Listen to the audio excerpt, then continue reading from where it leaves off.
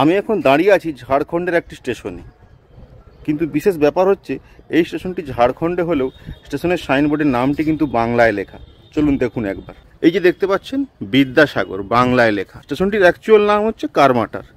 এই স্টেশনেই বিদ্যাসাগর মহাশয় কিছু কর্মকাণ্ড ঘটিয়েছিলেন এবং জীবনের শেষ কয়েকটা বছর তিনি এখানেই কাটিয়েছেন।